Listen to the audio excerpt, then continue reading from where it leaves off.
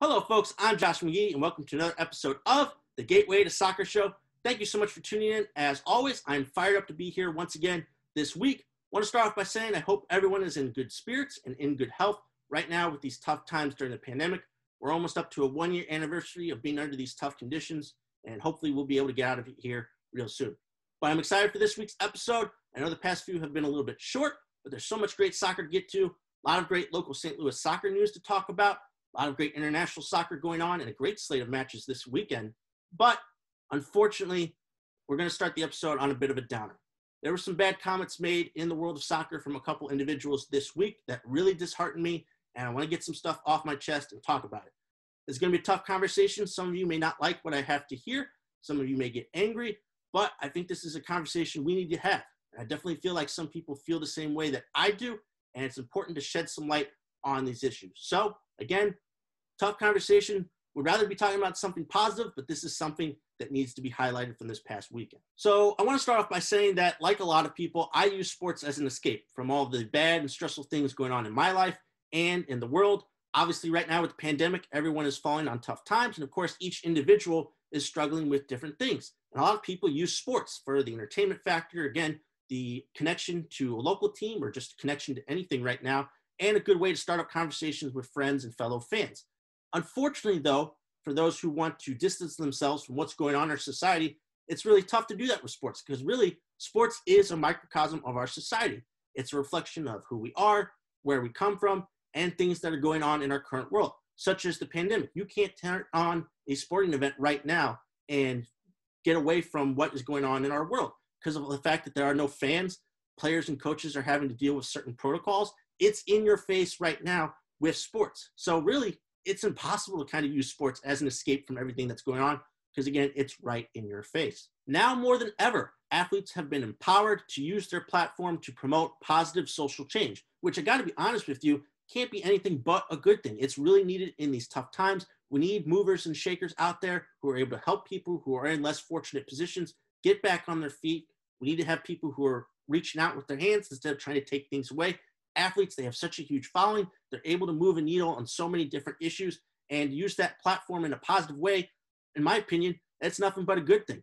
Unfortunately, that's not the shared opinion of everybody, and that especially wasn't the shared opinion of one Zlatan Ibrahimovic.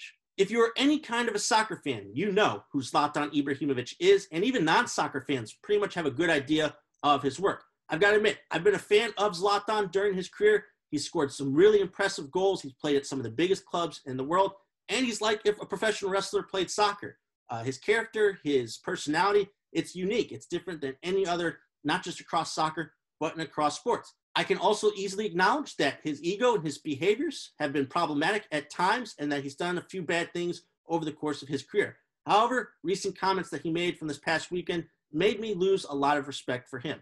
In an interview that he did for UEFA on Discovery Plus, Zlatan Ibrahimovic was asked a question about athletes participating in politics. I believe LeBron James' name was specifically mentioned. And Zlatan basically gave the standard shut up and dribble response that we've seen a lot of people in media and just people in general made towards athletes over the years. Zlatan said a couple of different things and they doubled down on them after LeBron James came out and criticized those comments. But one of the more specific things that he said and basically summarizes all of what he was feeling was do what you're good at, do the category that you do.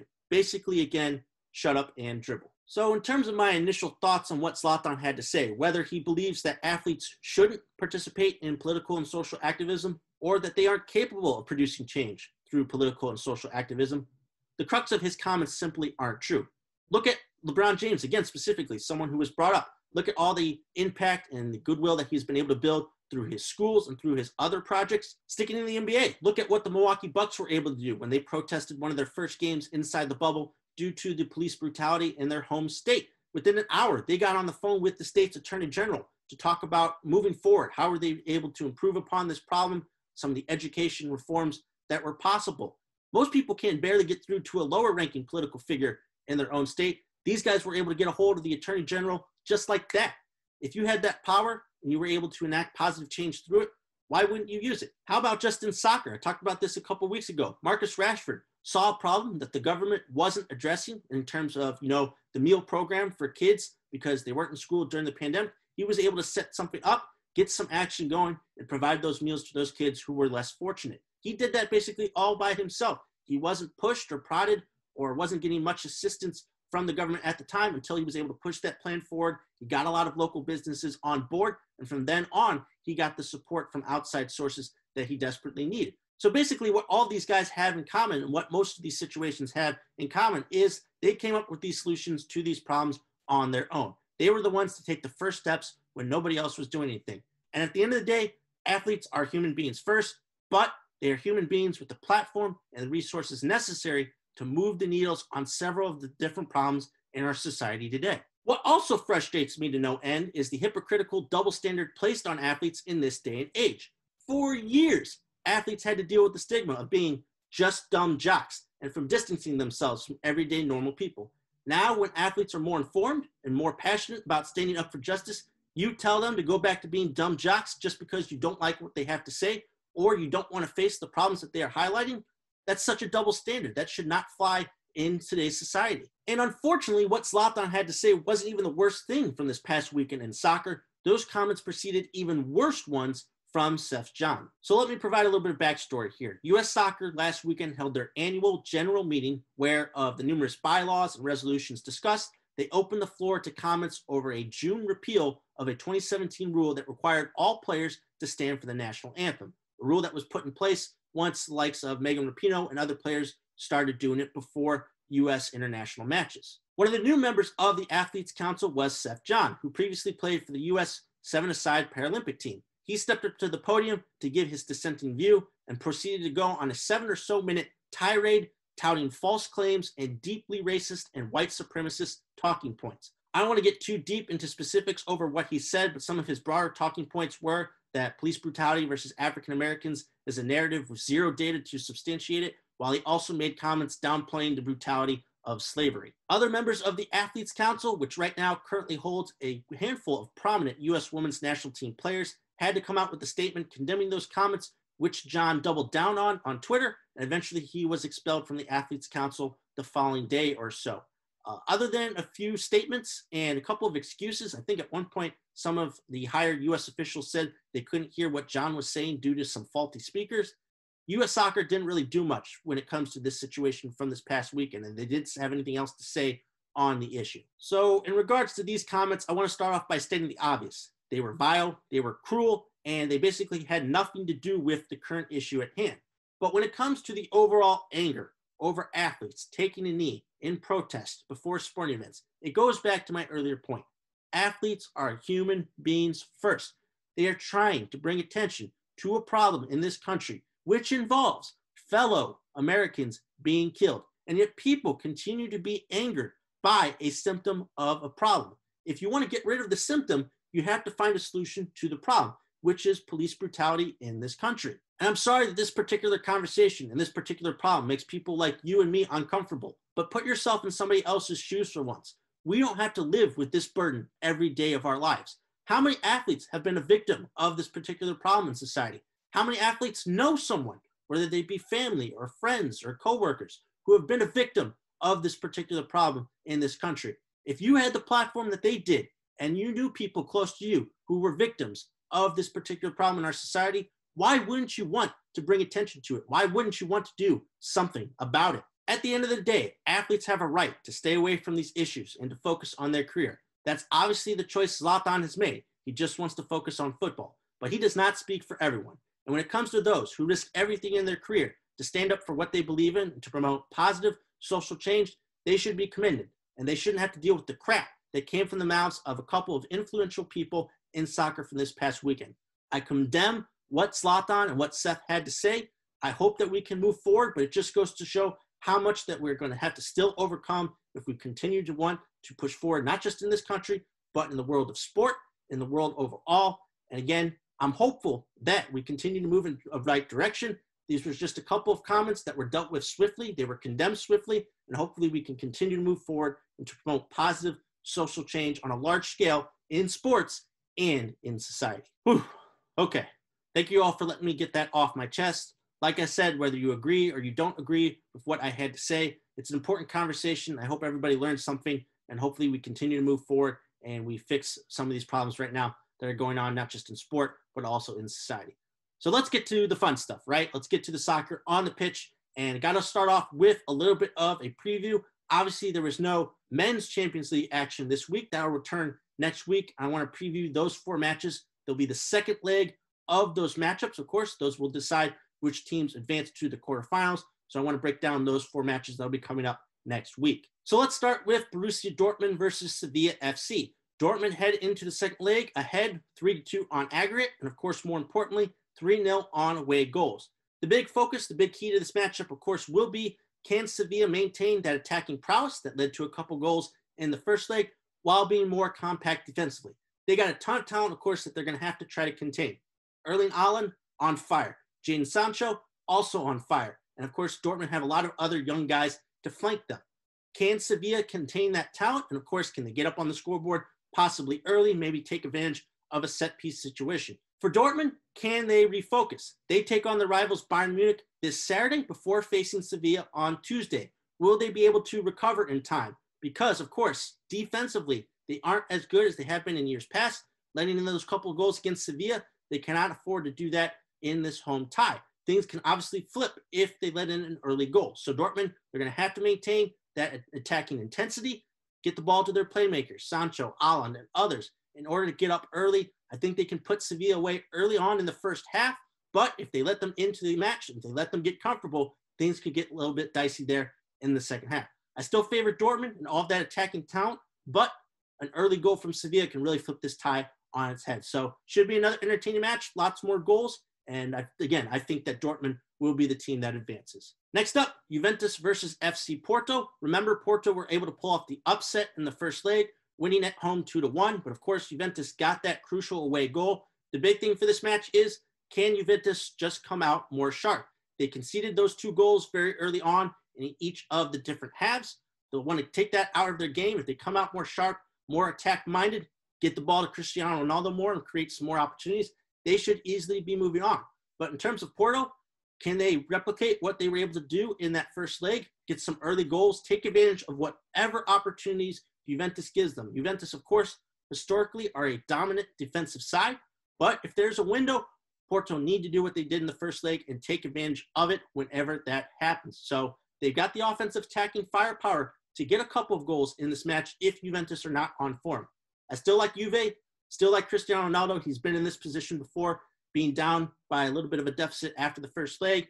I still am very confident that they will be the team moving on from this tie. Moving on to the matchup that involves 2 big clubs, and that, of course, would be PSG versus Barcelona. If you can recall, PSG hold that decisive 4-1 advantage going into the second leg, and, of course, 4-0 on away goals. I think the big question for PSG going into this matchup is, do you risk Neymar? Neymar, of course, was out of the first leg due to injury. They obviously didn't need him on that night. If you bring him back, I don't think maybe he'll be healthy enough in time, but say he is. Do you bring him in, and how much does that change what PSG do going forward? In terms of Barcelona, listen, it's got to be an all-out attack, right? You're down by 3 goals just to get it to a tie, and then you'll still be down on the away goals format. Lionel Messi, he's got to be at his all-time best in this matchup, and he's got to get some help. We saw from this past week, Dembele scored that rocket versus Sevilla, I think in one of the cup matches. Dembele's got to be a goal scorer. Griezmann's got to be a goal scorer. They've got to get some high-level production from those talented offensive players. The defense, listen, it's going to be an all-out counterattack from PSG. They're going to have to be compact. They're going to have to match up well. Got to have a better handle on Kylian Mbappe. They've got to key in on him and make sure that he doesn't get going. So it's possible, and I say it because it just recently happened. A couple years ago, 2017, Barcelona were able to overcome that huge deficit from the first leg. Can lightning strike twice? Not likely here in this situation. PSG have a ton of talent, and I like Mbappe to get on the score sheet once again, but we've seen it happen before. So there's a little bit of intrigue, even though the deficit is so large. So excited to watch that matchup once again, but I definitely think PSG should be moving on to the quarterfinals. The last matchup to discuss for next week is Liverpool versus RB Leipzig. Liverpool hold a 2-0 advantage on aggregate and on away goals heading into the second leg, but they will be playing at Anfield. And as we know, over the past few months, that has been a bugaboo for Liverpool. They've just not been very successful at home, especially when it comes to scoring goals. Can they exercise some demons here? They got a nice, comfortable lead at the moment, Can they keep Leipzig off the scoreboard? That, of course, is the biggest thing in terms of not giving them away goals. But can the likes of Mo Salah and Sadio Mane get on the score sheet here and extend that lead? For Leipzig, it's all about, can they break Liverpool down? Do they have the firepower up top to break through against Liverpool and some of the other talented players that they have there? Should be a good match. Both very good in terms of counterattacking teams, high-pressing teams. I still expect Liverpool to go through. I know about their struggles at home. I still think they've got the talent. And Jurgen Klopp, of course, should be able to manage them there to get the victory and to move them on into the quarterfinals. But still kind of a close tie. Definitely think Leipzig have an outside shot to possibly pull off the upset like we saw Atletico do last year, I believe, and move on past Liverpool. So those are some important matchups to look forward to for next week. But before we get there, we have a great slate of weekend soccer coming up here in the next couple of days. I want to highlight some of the bigger matchups coming up here. Some could be title deciders, but overall, all of them are going to be some great entertaining matchups between some of the bigger clubs across Europe. So I want to get into them here in this segment. And of course, I want to start off by talking about the Manchester Derby in the English Premier League, Manchester City taking on Manchester United. This will be United's last stand in terms of mounting a title challenge, as their rivals have opened up a 14-point lead at the top of the table. I would say if City wins this match, the title race is over. City come into this match on a record 21-match winning streak across all competitions,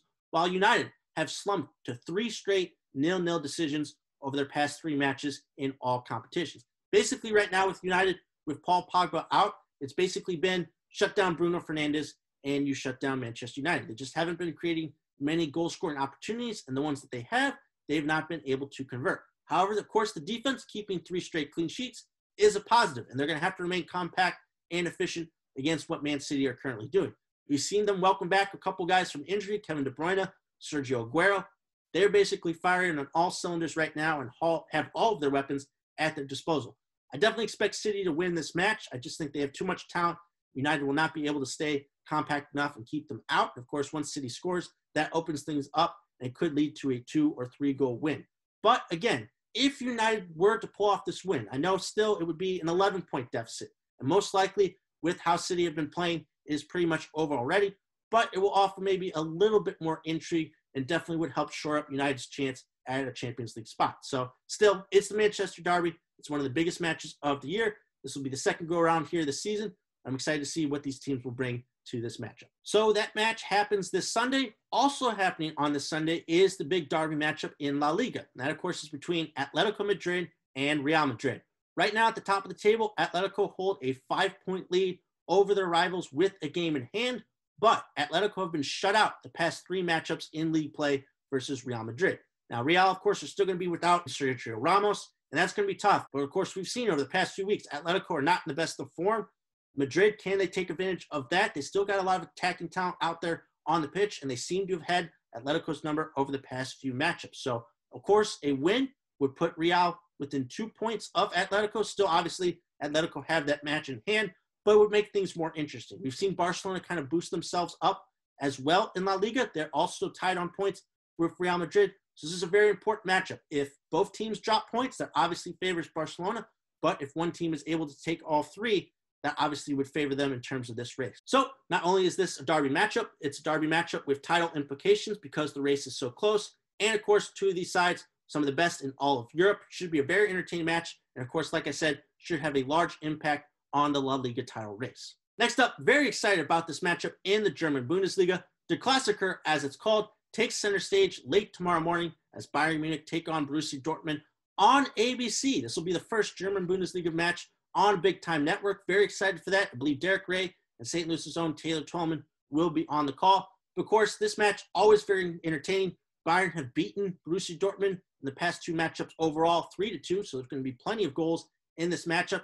And of course, this will have some title implications. Leipzig are right now only a couple points behind Bayern Munich, so they can't really afford to drop points, while Borussia Dortmund, they're fighting right now for a Champions League spot. I believe they're currently 5th in the Bundesliga table. Bayern have dropped points in 2 of their previous 3 Bundesliga matches, so there is obviously a chance that Dortmund can nick some points off of them here.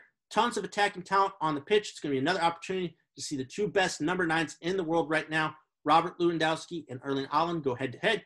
You've got James Sancho on one side for Dortmund. You've got the likes of Leroy Sané, Alphonso Davies, and other young talent over there for Bayern Munich.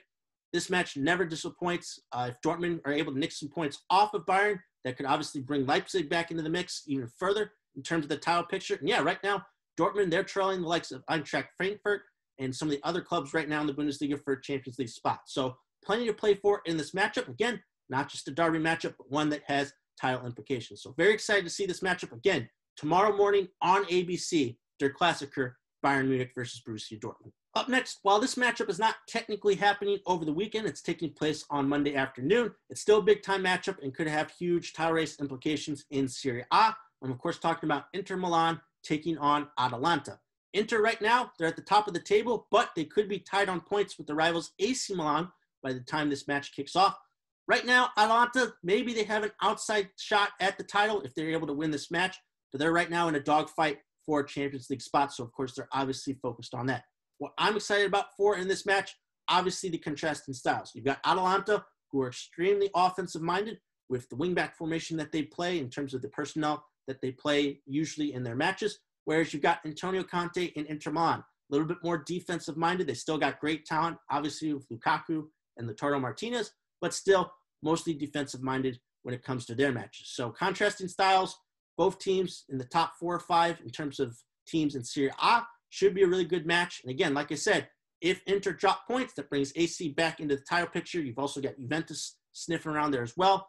A lot of good teams that could potentially be in play for the title in Serie A. And lastly, sticking with Serie A, actually 2 of the top goal scorers in that league, Cristiano Ronaldo and Ciro Immobile, will be facing off this weekend when Juventus take on Lazio. Like I said, Juventus, they're 3rd in the table right now. I believe they're 7 points behind Inter. Still in it for sure. Obviously, the reigning champions. When you've got Ronaldo, of course, you're always in it. But this is going to be an important matchup. Lazio, again, also one of those offensive-minded teams. Immobile, one of the better strikers, not just in Serie A, but in Europe. Will be a nice little test here for Juventus if they can maintain their defensive excellency while also putting in a couple goals. Win this match, see how the Inter match goes on Monday. Who knows? Juventus could be that much closer to potentially defending their title in Serie A. Now it's time to shift from what's going on in European soccer to, of course, what's going on with soccer here in America. I'm going to start off with MLS this week, and of course, I got to get to the huge downer that was part of Friday's news dump that came after last week's show. Of course, I'm talking about the situation with Sacramento. Last Friday, MLS announced that Sacramento's expansion club had been put on indefinite hold after primary investor Ron Burkle announced that he would not be moving forward with the plan to acquire an expansion club in MLS. The reasons given were the increasing cost of a brand new stadium and other financial constraints brought on by the pandemic. Now, the league stated that they are working with Sacramento's mayor on a potential solution that would still give Sacramento an MLS club, but obviously this could be potentially a death blow to that city's efforts to be a part of MLS, and of course, could open the door to another city in their hopes to get a new MLS team. Obviously, this is just brutal. Sacramento have built a great soccer culture out there. The USL Championship club has been fantastic over the years, and to see this happen, to see an investor pull out, looking into this guy also is one of the co-owners of the Pittsburgh Penguins, also made a couple of, I'll just say, interesting big-time purchases, and to say and come out and say that the financial constraints of a new stadium are just proving to be too much. Again, man, that's just tough to see. I really was looking forward to Sacramento joining MLS alongside St. Louis in 2023, but we have to think right now that that is just not going to be the case. In terms of other cities that could take advantage, I saw a lot of different, suggestions online once this news broke. I think there are 2 clear solutions right now. I definitely think that Phoenix would be one of them because of the success that they've had in the USL Championship. They'll be able to get a lot of big-time investors from that area as well to help out. And, of course, what city has been consistently getting expansion sides in all different sports? Talking about Las Vegas. It's an obvious solution. Obviously, there are plenty of teams out on the West Coast, but Vegas would be a prime-time spot for MLS. It would be jumping in on what all the other leagues, especially you see the NHL and what the Golden Knights have been able to accomplish, and now with the NFL and the Las Vegas Raiders, they would be jumping in on what all the other sports leagues are doing out there. So getting a team in Vegas definitely seems like a priority at some point for MLS, and this could be the opportunity to do so. So very disappointed, was looking forward to what Sacramento could do in MLS. I'm hoping there's an outside chance that they find a resolution to this problem, but we have to start thinking ahead and potentially seeing someone else join with St. Louis in 2023. So obviously that was the biggest news from MLS over the past week, but I do want to highlight a couple of small transactions from a couple clubs from this past week. Want to start off with Minnesota United FC signing veteran striker and former U.S. men's national team player Juan Agudelo. The 28-year-old played for Inter Miami CF last season, scoring 3 goals in 14 appearances for the club. Obviously, Agudelo came in with a lot of hype surrounding him. He got into the U.S. men's national team early, had a lot of early MLS success, but of course, his career's tapered off just a little bit. Some of that has had to do with injuries, but still, he's only 28 years old. He's very experienced, and Minnesota, they need some strikers right now. They got a lot of surrounding attacking talent, but in terms of having a number 9, someone who can play up top, this is a nice little get for them at a cheap price. So hoping Agudelo can kind of find some of that early success once again with Minnesota. And lastly, Austin FC announced the acquisition of defensive midfielder Sebastian Berhalter on loan from Columbus Crew SC for this season with an option to trade at the end of the season. Berhalter, of course, was a member of the reigning champions Columbus Crew last season. He made 4 starts and 9 appearances overall with the club. And of course, he is the son of current U.S. men's national team head coach Greg Berhalter. So excellent opportunity for a young player to get some more playing time. It's a crowded midfield right now over there at the Crew. They got an abundance of riches. So Berhalter now gets a loan with the new boys in MLS. Should see plenty of opportunities. He had really good cameos in those starts and appearances that he had for the Crew. So yeah, hopefully he gets to continue his development at the professional ranks here and gets more opportunities with Austin. Moving on into some women's soccer talk now, and I kind of hinted at this a little bit earlier on in the show, but the UEFA Women's Champions League kicked off this week, and it was highlighted by some great performances by some of the bigger clubs across Europe. I want to mainly highlight U.S. Women's National Team player Sam Mewis, who continued her fine form since returning from injury, scoring the final goal in Man City's 3-0 first leg victory over Fiorentina. Elsewhere, Chelsea beat Atletico Madrid 2-0, while other big clubs such as Lyon, Bayern Munich, Barcelona, and Wolfsburg all got impressive victories. Of course, that's awesome to see from Sam Mewis. She's been on fire since returning from injury. She bagged a brace in her first match back, and of course, scoring a goal here in the Champions League. So it's exciting to see her. Of course, the other Americans on that team, Roosevelt and Abby Dalkemper, should get some really good experience playing in the Champions League this year. Of course, obviously, you got to favor Lyon in this competition, but the women's game has continued to improve over the years, and there should be some nice competition for them in this tournament. Moving on, as far as the big news from the NWSL this past week, the Chicago Red Stars announced the first members of their redefined ownership group, all of which are homegrown fans. Prominent names added to the group are former Chicago Bears defensive end Israel Adonijah, Olympic gold medalist hockey player Kendall Cohen-Schofield, and ESPN personality and award-winning sports media journalist Sarah Spain. So again, really cool to see some big names added to an NWSL ownership group. Of course, we've had the recent announcement from Los Angeles and about Angel City FC and their group. We saw Naomi Osaka at the Australian Open and her connection to the North Carolina Courage. It's just a great way for the NWSL to hype up their league and to continue their expansion at the rapid rate they've been doing. So very excited to see some local Chicagoans attach their name to the Chicago Red Stars, who are primed to have a good season this year in the NWSL. And lastly, real quick, a real positive announcement from the NWSL that there were no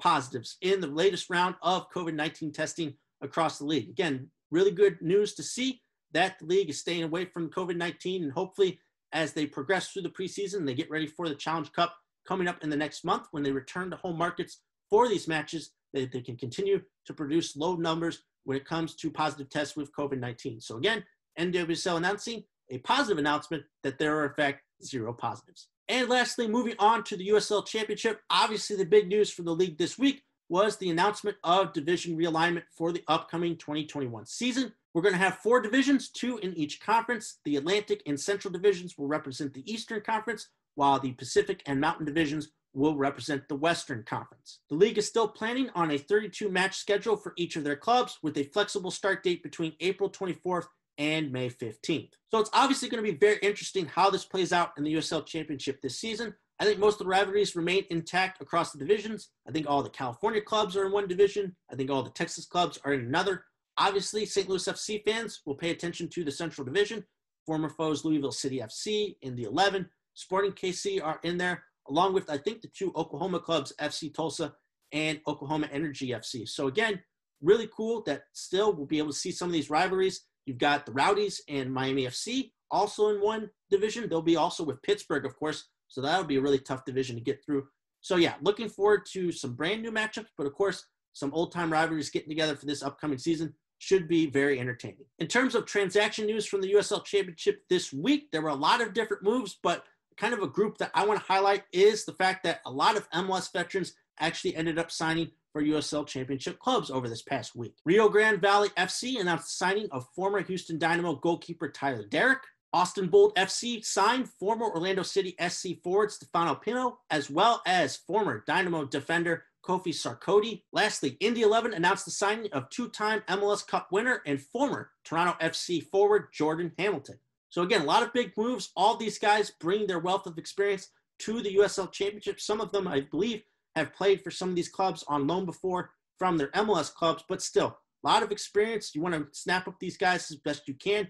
A lot of them with some good goal scoring pedigree, some good defensive records. So obviously these are some big time moves by these clubs that should have a pretty big impact on them here throughout the 2021 season. All right, going to talk some St. Louis soccer news to wrap up the show. And of course, the big news that we got to get to first is the update provided by St. Louis City SC on Thursday morning in regards to the construction of the stadium district south of Market Street. The district will have a team store, a fan pavilion, team and training facilities, and club headquarters, which will actually be located at the Union Station Plaza building, which was acquired by the club. City visited a handful of clubs in the Bundesliga to see their facilities and also drew inspiration from some of the other top clubs in the world when it came to their own training facilities. All is expected to be completed by the summer of 2022. So while I talk for the next few seconds, I'm actually going to put up some of the renderings that they released on Thursday morning. Obviously, this was a really cool presentation. It's really cool to see how far things have come along in regards to the stadium construction and what they plan to do here south of Market. Some of the things that were really cool to me, the open concept, and basically almost all of these renderings, you could see the stadium from wherever you were in proximity, which is really cool that players will get to train and have that motivation right in their own backyard. In terms of the training facility, between the first team and the academy teams, it's really cool that both of these teams will have interactions between each other, whether it be in the dining hall or some of the other areas at the team's training facilities. It'll be really cool just to see that integration. And of course, obviously state-of-the-art, getting all that inspiration from some of the top clubs around the world. It's going to be really cool to see St. Louis be on the cutting edge. Of course, they're going to be the first MLS club to have all of their facilities and the stadium located in a centralized location downtown. So again, it was a really cool update that they provided. Of course, there'll be more along the way, but it's just really cool to see more renderings of what they'll be doing off the pitch when it comes to Club HQ and also what they'll be doing with the training facilities. So again, looking forward to more announcements coming up this year. And yeah, they said that everything's expected to be completed by the summer of 2022. I'll be interested to see how quickly each of the teams get into those facilities, and also some of the community events they'll be able to host down there at the pavilion and other places down in the stadium district. Moving on to some transaction news involving players here from St. Louis. Former SLU player Patrick Weah signed a homegrown contract with Minnesota United FC this week.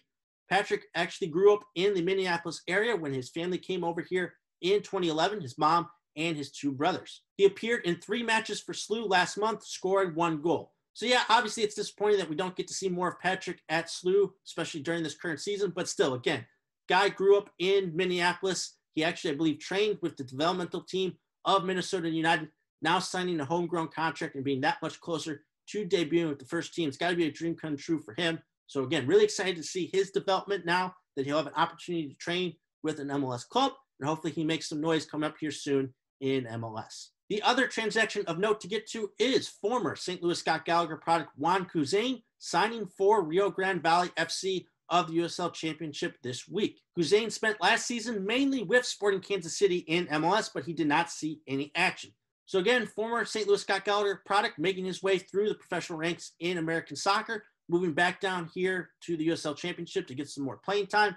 Couzain definitely had some success at Sporting KC and Sporting KC 2 when he got the playing time. Still a very young player. Interested to see again how he continues to develop. And yeah, going over to Rio Grande Valley, they expect to do some big things, or at least improve here this season in the USL Championship. So wishing the best for Juan as he continues his path in professional soccer. Next up, St. Louis Ambush got back to their winning ways after they swept a pair of matches over this past weekend versus the San Diego Sockers by scores of 4-3 and 6-4. 3 different Ambush players scored multiple goals over the weekend in the club's first action since February 12th, and the wins actually helped them leapfrog San Diego in the standings. So, of course, as we know, this is the final month of the regular season in the MASL. The Ambush able to jump the Sockers. I believe they're now in 4th place, continuing to climb there in the rankings and try to secure a playoff spot. So it's good to see them back in action. It was a bit of a very long layoff for them, and to see them still pouring in the goals and getting back to their winning way. So Ambush looking to queue up another winning streak here as they head towards the finale of the regular season. Next up, while the season still may be a few months away, local women's clubs St. Louis Lions and Fire and Ice Soccer Academy were both assigned to the Midwestern Conference of the upcoming WPSL season. The conference will be rounded out by 3 clubs from Ohio and 2 other clubs from Indiana. So again, this is really cool. I don't think both these clubs have been paired in the same division, the same conference before. So it'll be a little bit of a local derby here between the Lions and Fire and Ice. So again, it's happy to see that both these clubs will be continuing here in 2021. We've seen some of the local announcements from some of the other clubs here that they won't be participating in 2021, but this will be another action for local fans to check out some local soccer and to see the continued growth of here in St. Louis. So again, very exciting that we'll get a local derby here between the Lions and Fire Ice in a couple months when the WPSL gets underway. And lastly, to close out the show, I just want to highlight that most of the local college teams right now, both men's and women's, have gotten off to great starts with their spring seasons. While it's going to be tough to obviously cover all of the local college teams, I do want to highlight some specifically that are close to home. I had an excellent opportunity this week to talk to the coach of one of those teams who's gotten off to a fantastic start to this season. Take a look. Well, I'm honored to be joined by today someone whose team has gotten off to a hot start to begin their season, a perfect 5-0. She's the head coach of the St. Louis University women's soccer team. Head coach Katie Shields, thank you so much for joining me today. Thanks for having me, Josh. Great to be with you. Well, of course, it's got to be great times right now for you guys as of this moment. You guys are coming off of a win, a 3-1 win versus number 7 Arkansas. Of course, you guys have had a lot of success over the past few years, but this is the first win in SLU women's soccer history, I think, in 6 attempts versus a top 10 opponent. So when you put it into that context, what does the historical aspect of this win mean to you? It's just an awesome opportunity and kind of milestone for the program. There's been some phenomenal teams over the years. Not all of them have even had opportunities to play a top 10 team. So to be in the position in this year of all years to be able to play a top 10 opponent on the road and really put in a fantastic performance is just, I think it speaks to the steps we've taken as a program and our continual climb to be among the nation's best. So looking at your team so far, not just this season, but again, overall in the past few years, a real key for your teams has been your depth. And for this season, it's been no different. You've had 10 different goal scorers so far this season and 12 different players to record a point. But when you look at the roster, even though the upperclassmen have been contributing, it's mostly made up of freshmen and sophomores. So if you consider the context of how this season came about, obviously depth has been key. But what other factors have lent to the success that you guys have had so far to start the year? Yeah, I think part of the way we've developed our style and just program, again, over the last few years is that balance and depth, and stylistically the way we play. It's not a one-person show. It's not individual. It's a very much a team, a collective effort. We try to be dangerous in many different ways, so we're hard to prepare for other teams. And we graduated, it's no secret, we graduated, I believe, 7 or 6 starters last year, and we're going to have to rely on some of our incomers and our newcomers to contribute to those points. And I think it's credit to the culture that our returners have created to, they're not acting like freshmen. They're not playing like freshmen, but that's the welcoming and the willingness and the culture building that our older players did to prepare these freshmen to be impactful as soon as they came in. So it's exciting to see. It's exciting for the future, but it's also there's still a lot of growth throughout the group. So there's not really an exact science of, implementing underclassmen into your system in a normal season. But of course, this season has not been normal. Thank goodness that we've been able to have it. You guys obviously had to deal with the postponement of the fall season and wait a few months for this current season to kick in. Walk me through the timeline a little bit from when the season was postponed to last month. What were you guys doing behind the scenes with your coaching staff and your players to sort of, stay in shape and stay ready for when the season would come about? Yeah, it's a great question. Obviously, it was about midsummer. I think that those dominoes started to fall. The NCAA was moving fall championships and leagues choosing to look at a spring championship season, and so it became apparent kind of in July that we would be competing in the fall. But a ton of credit and gratitude to our administration and university saying, one, that they were going to make it safe and possible for our students to be on campus in the fall, and then from an athletic department, not just saying we can be on campus, but that actually set us up to safely train and practice all fall. And a lot of universities, a lot of programs didn't get to do that. So we were able to do some reacclimatization in the early fall days when school started, kind of small group training, non-contact, just getting them back in that setting, everything done in masks every single day, still to this day, other than games. And that time, it became invaluable with our team because of the freshmen, because of the young ones. They got a whole semester of training, learning our system, learning the pace of the game, and our older players teaching them how we do things and what it's like to be a college student. So it was actually a gift. What was, of course, disappointing to not have a fall season. I actually think it prepared us because we got to get those newcomers really ingrained in who we are. And then when we sent them home, they went on an 8-week winter break, and we told them there was one emphasis to come back, and it was healthy and fit. And this group, more than any other team we've ever sent away and returned, they came back fit and ready to go. And so that made our life as coaches a lot easier because we could really just focus on the game and not the fitness element of the game.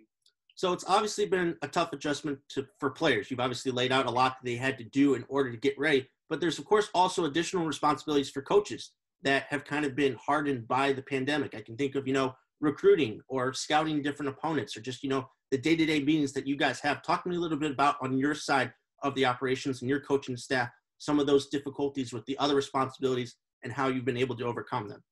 Yeah, it's a whole different world, but we're all living in a different world. I will say that. I mean, obviously we've had to get creative with recruiting, and one of the things I think as a coaching staff we miss, and our team misses the most, is just that organic relationship building. So not being able to have team meetings or film in the same place, or even meals together. We've just had to be creative, and we're super fortunate on our staff. One, I've got an incredible group. Our associate head coach, Chris Allen, he's just a creative brain, and he sees a problem and finds a solution that is going to help us navigate whatever challenges we are. And so he's been instrumental. He's also a recruiting coordinator of staying ahead of the curve, of finding creative ways to problem solve over Zoom, or how we reach recruits. So that's been tremendous. And then I have, we've got a former player on our staff, and Olivia Silverman, who can give us that player perspective and maybe some of the challenges that we need to get ahead of that they're dealing with. And then I've got 2 newbies in my staff, Brianna McCarthy and Montana Sutton, and they've been tremendous coming into, they joined us since COVID has started, but they've been phenomenal in just making, getting on board, asking questions, and we haven't missed a beat. And then I would say the general support staff of SLU, from the administration to sport performance, athletic training, the medical team, everyone has tried to do their best to make it possible for us to play. And I know that's not the case across the country. So it's just having good people, trusting each other, but then also having a lens of reality. We're still trying to play competitive sports in a pandemic, and so the adaptability of the collective, I think, has made it possible and made it successful to this point. Well, that's obviously a lot, but it's been great up to this point. It's been worth it, right? You guys are now ranked 17th in the country. It's the highest ranking in SLU program history. You guys were also picked in the preseason to win the A-10. So I'm wondering that in terms of, obviously it's a huge historical accomplishment coming off the backs of a big win versus Arkansas and now this ranking, but because of the success that you guys have had over the past few seasons, in terms of dealing with the pressure of this upcoming ranking, it seems like it's old hat for you guys, that you guys put your expectations on yourselves, correct? We absolutely do. And the ranking's great, but, some teams have played 10 games. Some teams have played 2 games. Some teams haven't maybe played a game. And so you take it with a grain of salt. I mean, we just looking at the next opponent, not try to look too much about where we're picked or rankings. All that matters is where you are, where you finish, where you are come tournament time and championship season time. But I do think our pressure is very internal at this point, but not losing sight of just trying to control what we can control, especially in a season like this one. I think there's got to be a lot of things that go our way to even get to this point. And a lot of that's out of our control. And then heading into the future, we're thrilled and we want to be champions of our league, but we also have our sights on really making an impact in the NCAA tournament and continuing to advance from year to year within the tournament.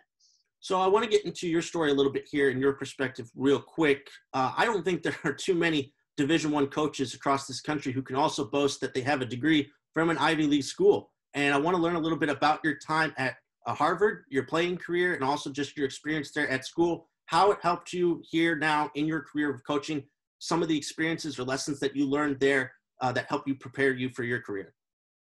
Yeah, I think some people think I'm crazy. I graduated from Harvard and I'm in coaching. That might explain the lack of us Ivy Leaguers in coaching. But for me, I always found the joy of my day, the fun part of my days was in the game, was in soccer, and our team will tell you, our staff will tell you, I wear my nerd badge proudly, but I when I was at Harvard, the best part of my experience was being a part of the program, the team, and the competition, the training, the daily, part of a team. And so, when I kind of looking across the landscape of what I was going to do on graduation, I had an opportunity to coach, and, my parents were both lifelong educators, and they said, take it, go coach while you're young, see if it's follow your passion while you can. And I really haven't looked back.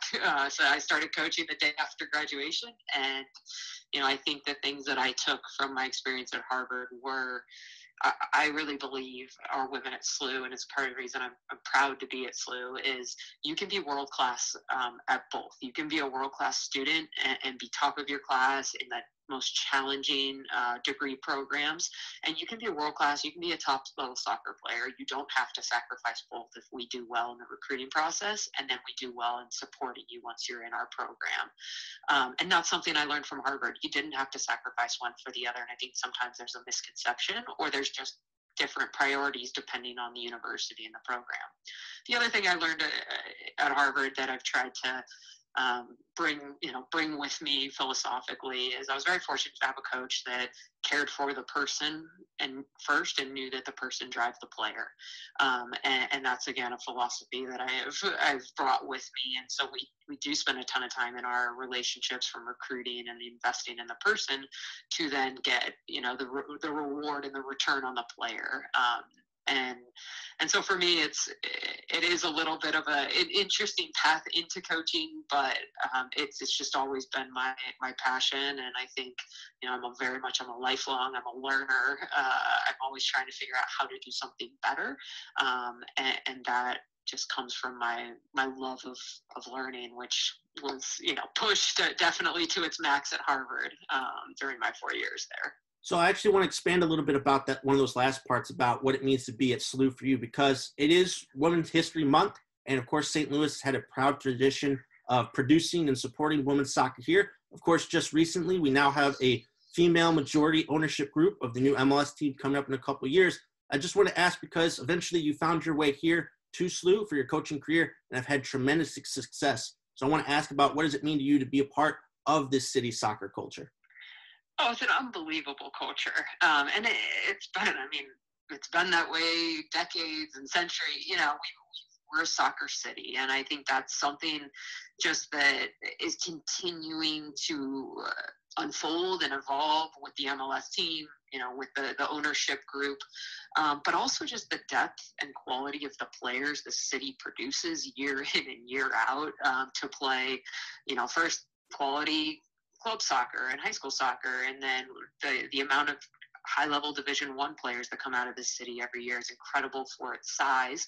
And then in the pros, and obviously representing our country, has been a tremendous line of St. Louis women. And I think one thing we very much pride ourselves in, a piece of what I love about St. Louis and St. Louis University is the love for the game, but in our program. I mean, we were 16th in the country in 2019 in attendance, and that's out of 331 Division I programs. And so I just love being in a soccer city because it's also the game I love. And so I think it's something that our women are wrapped up and supported by this community. And it's just going to grow, I think, with the addition of MLS coming in the next couple of years. So I'll get you out of here on this. From my experience with coaches over the years, it's always about the next game. You can't rest on your laurels too much. And, of course, you guys face off against another nationally ranked opponent this weekend in Oklahoma State. It's also your last match before conference play begins. So I just want to ask, in terms of going forward, how do you keep up that momentum going into conference play with this match coming up over the weekend? Yeah, it's going to be a great game. I think, we played them in 2019 at their place, and they beat us. They beat us pretty handedly, 2-0 result. And so I think for us now, we've got them returning, and last week's game is last week's game. It's now about, the opponent in front of us. We've had a really good few days of training, looking to add one more in. And I think, again, the results will be the result, but for us, we are trying to do some things better than we did last weekend. We are trying to improve ourselves and from an individual to a collective level to prepare us to win the A10 and get back in that NCAA. So I think it's a great opportunity, two great teams, a little bit of a chess match stylistically at times. Just fortunate, again, to be in a position to play at home on our grass field on what looks like is going to be a beautiful day. Well, I know I'm not the only one who's looking forward to the rest of the season and the more success that you guys are going to have and continue to defend Herman Stadium and continue to, do well in conference, and hopefully you guys will be able to make a long tournament run here by the end of the season. So, Coach Katie Shields, thank you so much again for joining me on the show this week. Awesome. Thanks so much, Josh.